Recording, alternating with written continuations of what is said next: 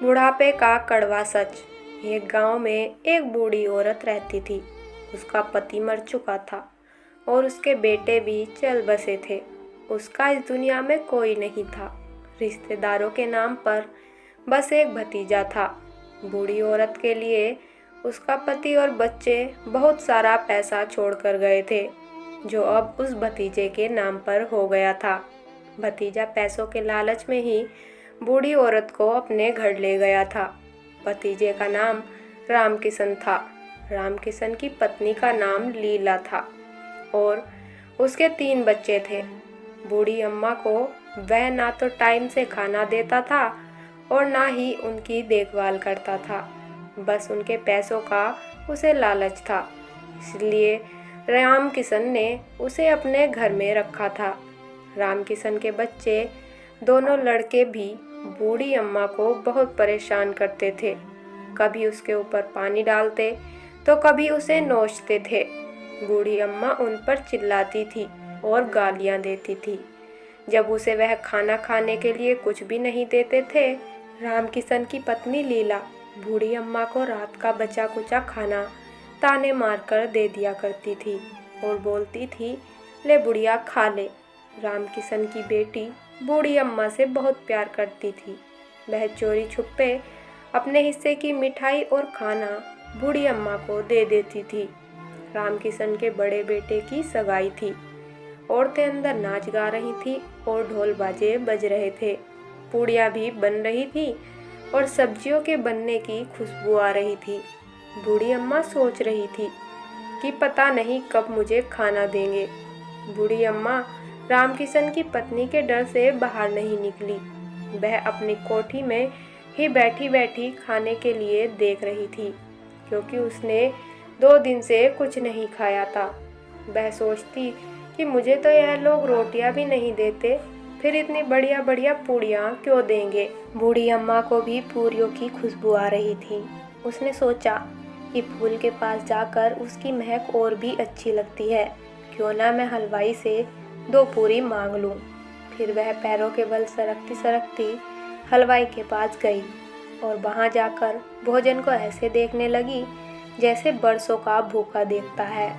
बूढ़ी अम्मा हलवाई से कुछ कहने ही वाली थी कि उसने देखा रामकिशन की पत्नी लीला कभी इधर जाती, कभी उधर जाती, कभी हलवाई के पास आती और बोलती कि खाना बना है या नहीं, सब खाने का इंतज़ार कर रहे हैं। इतने में ही उसने बूढ़ी काकी को वहाँ देखा। वह ऐसे छुटी जैसे सांप के पीछे नेवला पड़ जाता है और उसका हाथ पकड़कर अंदर ले गई और बोली, तुम्हारा पेट है या कुआं? अच्छे से बैठा भी नहीं जाता, अभी तक भगवान का भोग भी नहीं लगा और मेहमानों ने खाना भी नहीं खाया और तुम खाना खाने के लिए बाहर आ गई। बूढ़ी अम्मा न कुछ बोली न रोई, चुपचाप खिसकती हुई अपनी कोठरी में चली गई। भोजन तैयार हो गया। सब मेहमान खाने लगे, कुछ अंदर कुछ बाहर। बूढ़ी अम्मा अपनी कोठरी में थी और सोच रही थी, मैं बाहर क्यों गई थी? मैंने बेकार में उसे गुस्सा दिला दिया। अब वह मुझे खाना भी नहीं देगी। उसके पेट में वह पूरियों की खुशबू बार बार आ रही थी। वह सोच रही थी कि अब मैं प्लेट लग गई होगी, अब मेहमान खाना खाने लग गए होंगे, अब तिलक की रस्म शुरू हो गई होगी। बूढ़ी अम्मा ने सोचा, अब बाहर जाकर देखती हूँ, अब तो सब काम करके चले गए होंगे। उससे रहा नहीं गया और वैसे ही वह दोबारा सरकती हुई बाहर आ गई। उसने आकर देखा, अभी तो कोई उंगलियां चाट रहा था, तो कोई दही पी रहा था, तो कोई पूरियां खा रहा था और अम्मा के आने के बाद सब बूढ़ी अम्मा को देख रहे थे और बोले, अरे यह बुढ़िया कहाँ से आई है? इतने में रामकिशन ने अम्मा को देख लिया। देखते ही उसने पूरियों का थाल नीचे गिरा दिया और गुस्से में बोला, तू यहाँ क्यों आई है? और घसीटते हुए वापस कोठरी में ले गया। रामकिशन की बेटी लाडली यह सब देख रही थी। उसे बड़ा दुख हुआ। वह उस पर चिल्लाई और बोली, अगर मेहमानों से पहले अम्मा खा लेंगी तो क्या बिगड़ जाएगा? यह मेहमान भी तो खाना खा रहे हैं। पर वह अपने माता पिता के डर से और कुछ न बोल पाई। उसने अपने हिस्से की पूड़ियाँ एक बर्तन में रख दी कि बाद में अम्मा को दे देगी। सब मेहमान चले गए। रात में उसकी माँ और पिता भी सो गए। तब वह चुपके से उठी और अम्मा की तरफ जाने लगी। जब रामकिशन घसीटते हुए अम्मा को लाया था तो उसके हाथ पैरों में पत्थर से चोट लग गई थी और वह बेहोश हो गई थी। उसे कुछ याद भी नहीं था।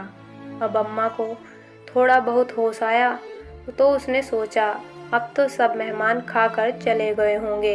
इन पूरियों की वजह से बेकार में इतनी चोट खाई, पर अब इस भूखे पेट का क्या करूं? और अब तो सब कुछ खत्म हो भी गया होगा। इतने में बूढ़ी अम्मा को किसी के आने की आवाज़ सुनाई दी। उसने कहा, कौन है? तो लाडली बोली, अम्मा मैं हूँ, आपके लिए खाना लाई हूँ।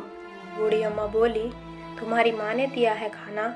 लाडली ने कहा, नहीं, यह तो मेरे हिस्से की पूरियाँ हैं। उसमें सिर्फ 4 ही पूरी थी। अम्मा ने वह जल्दी जल्दी खाई। अब उन पूरियों को खाकर अम्मा को और भूख लगने लगी तो उन्होंने कहा, और ले आओ पूरी। लाडली ने कहा, और लाई तो मम्मी मुझे मारेगी। अम्मा ने कहा, तो मुझे वहाँ ले चलो जहाँ सब मेहमानों ने खाना खाया था। लाडली अम्मा को वहाँ ले गई। अम्मा वहाँ पड़े झूठे बर्तनों में से पूड़ियाँ उठा उठा कर थोड़ी बहुत खाने लगी और बची सब्जी चाटने लगी। अम्मा सोच रही थी कि मैं यह सब क्या कर रही हूँ। अगर आज इन लोगों ने मुझे खाना दे दिया होता तो शायद झूठे बर्तन ना चाटने पड़ते। इतने में भतीजे की पत्नी लीला की आँख खुल गई। उसने देखा कि उसकी बेटी लाडली वहाँ नहीं है। उसने इधर उधर देखा, फिर देखा कि लाडली झूठे बर्तनों के पास खड़ी है। वहाँ जाकर उसने देखा कि अम्मा झूठे बर्तन चाट रही है। उसने सोचा कि एक पंडिताइन आज मेरी वजह से झूठे बर्तन चाट रही है। आज मेरे बेटे की सगाई है। मैंने लाखों को खाना खिलाया, पर उसी को नहीं खिलाया जिसके पैसों पर मैं जिंदा हूँ, जिनके पैसों से मैं ऐसा कर रही हूँ। उसे बड़ा बुरा लगा। वह रोने लगी और भगवान से प्रार्थना करने लगी कि मुझे माफ़ करो, मुझे इसका दंड मत देना। वह वापस अंदर आई और जाकर एक थाली में सारा भोजन लगाकर अम्मा के पास बैठकर बोली, लो अम्मा, मुझे माफ़ कर दो और खाना खा लो। जैसे एक बच्चे को टॉफ़ी दे देने से वह बच्चा बहल जाता है, ठीक उसी तरह से खाने की थाली देखकर अम्मा सब कुछ भूल गई और अम्मा ने उसे माफ़ कर दिया।